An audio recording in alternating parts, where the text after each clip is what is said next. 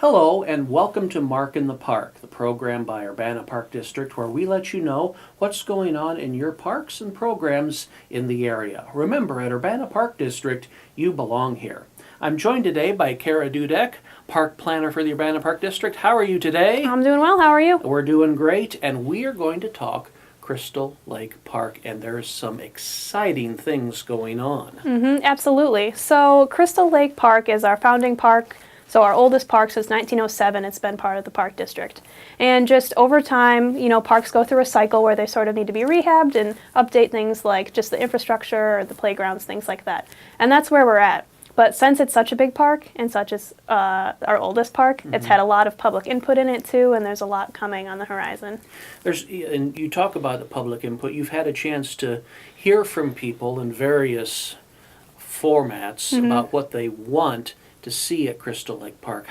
Was that a good process that we went through, and did you get a lot of feedback? Absolutely. A lot of the things we're hearing have to do with wanting to use the park for walking and running and cycling and needing paths that connect better, or maybe wayfinding so people know where they are, because a lot of the lake edge right now is overgrown with different kinds of invasives that just opportunistically have grown there, and they feel like they can't really see where they're going next. And so part of what we're going to be doing is removing some of that brush from the lake edge and opening up views. And also I've heard that there's going to be a way you can actually go in a loop around the park. Is that correct? You'll start seeing some work happen at Crystal Lake Park actually this spring when we install a path along Park Street. So right now along the entire south side of Crystal Lake Park there is no sidewalk or no path. Then this will be a 10-foot wide path in which you'll be able to use the path along Park Street and then the Park Road looping through and then come back down Broadway and just continue the loop if you want to, or you can go up to the Nature Center or go in other paths too. All right, there's so many things going on. I feel like we're going to have to go right through them here. But you mentioned the invasive brush along the shoreline of Crystal Lake. How is that going to work? And I assume you're putting something back. It's not just going to be grass all the way up to the shoreline. Absolutely, and a lot of people are worried about, there's a lot of trees there. Are all the trees going away? And no, they're not. If they're of a substantial size and a beneficial species for central Illinois, they'll be staying. So those have already been marked on a map which trees are staying. But on the other hand, there's some things that just grow up and are more weedy and invasive and actually, take resources away from our native habitat. Those will be removed, and the banks will be graded back so that there's a more gradual slope to reduce erosion, and it'll be planted with some really nice, wildflowers and grasses and some wetland plugs as you go into the water. So people will have better views and really more appealing views with the restored lake edge that way. Very good. And so there is a plan to replace the things that you take away. And the Park Street sidewalk and walkway, 10 feet wide. I guess you're going to plan for not only walkers, but joggers and maybe even bikers? Absolutely. So we actually received the money through a grant for that path from the Illinois Department of Transportation. So they're seeing it as really an active transportation corridor to get people back and forth. And so I'm sure that we'll see all of those and, everything from strollers, people walking to get on the bus, cyclists, everybody. That sounds like it'll be well used when it starts. Now, has there been discussion about, now there's a lot of connecting pathways all the way around, and we're going to make it even more, get better connectivity at Crystal Lake Park. Has there been talk about making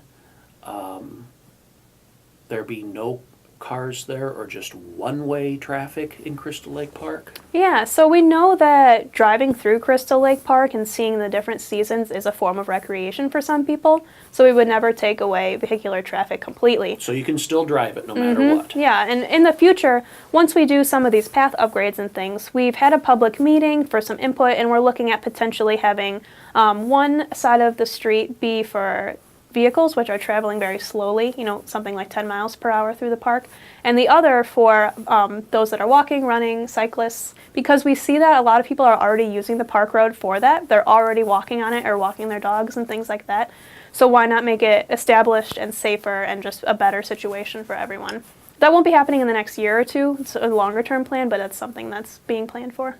And are there any plans to improve the water quality at Crystal Lake? So a lot of people ask, what is that green stuff on the lake, or is that bad? What can you do about it? And what's happening there is Crystal Lake takes in a lot of stormwater from the surrounding roads and sidewalks and yards and things. And there's a lot of nutrients, a lot of nitrogen and phosphorus in the water, which causes those nuisance weeds to grow. They're not toxic, there's nothing wrong with them. But basically what we are looking to do is cleanse the water through the native plant buffer I talked about around the lake, the wildflowers and the grasses and things, and just look at how we can cleanse the water before it gets to the lake. So there's a lot that goes into water quality, but those are just a few of the things, getting to the water before it even enters the lake to help cleanse the water. So the water is safe right now.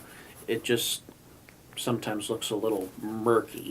But you're wanting to the goal is to get it in a better state before it gets. Yep. Yeah, okay. Yep, and there's some other things we can do, like the use of aerators, so getting more oxygen in the water to disturb some of those plants. They don't like moving water. When we open up the shorelines, there'll be more wind on the water, which will also disturb them. So there's a whole variety of tactics, and we're doing all that we can. Now, will we see a fountain out in the middle of the lake in the future? No, we get aerators or bubblers, it'll probably be something more low profile. We don't need paddle boaters trying to get into the fountain. Oh yes, paddle boaters into the fountain. That could get interesting, Yeah. scary, or weird. One of the two, or one of the three. So we've talked about a lot of the ways around the lake, and we've talked about the pathways.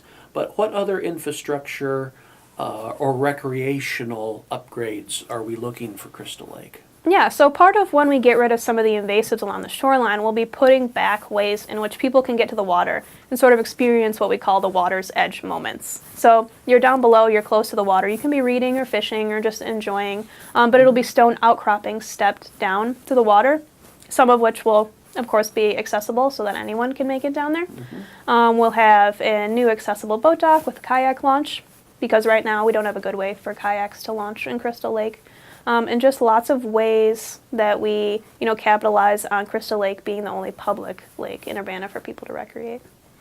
And are there plans to upgrade playground areas or children's play areas too? Yeah, so for that, I'd like to talk about the Open Space Land Acquisition and Development Grant that the Park District just got recently. For it. Yeah, so for $400,000 and matching $400,000 from Urbana Park District from our capital fund, we will be doing a lot of upgrades that was provided by the state, the Department of Natural Resources, of which is a nature-themed playground.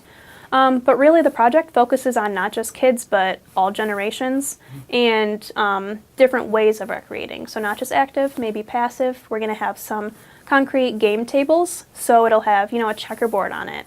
And you can bring that, or you could play cards, and just concrete Bago sets too. So they'll always be there, and you can bring your own bags and play with your family picnic or, your church event or whatever is out there. So between the lake upgrades and some of the upgrades that we're going to have that way with the playground, it'll just be hopefully for everyone. Good deal, and great news as far as that grant goes. Yeah, very exciting. Because with the way the state budget's been recently, they don't just hand those out willy-nilly. So Yeah. Kudos to you and your planners for getting that grant in. Yep. You talked a little bit about the significance of Crystal Lake Park.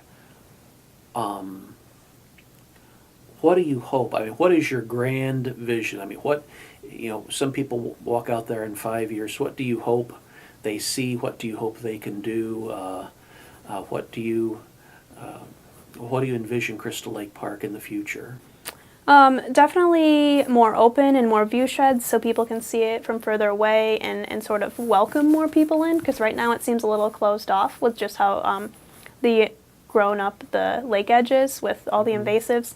And so really just a place where anyone can go, because we already have the lake house, but do people know it's there? Or we have tons of events in the park, and just a place where everybody feels safe and welcome and can be doing anything active or passive while they're there. About how many years should a lake area or a lake park area get these upgrades, because you know things are going to grow back up again. Well, a big part of it will be the maintenance plan, so how we keep up with what we've planted and keep the invasives away. But it seemed like Crystal Lake, in its over 100-year history, about every 30 years or so, it needs a little bit of help. And that's because Crystal Lake used to be part of the saline branch of the Salt Fork River. And it was a natural system then, and now it's not. Now it's cut off, and it just needs a little bit of extra help. So we will continue with the maintenance to make sure that, we push that a little further out, but about every 30 years is what's been happening with Crystal Lake needing a little bit of extra work. And for the year 2019, what should people expect? We've talked about a lot of exciting things, but it's not going to all happen in 2019. No. What do they expect for this year? The most impactful thing they'll see is the Park Street path, so the 10-foot wide multi-use path. And then they may begin to see a little bit of work on the shoreline, some removals and things like that.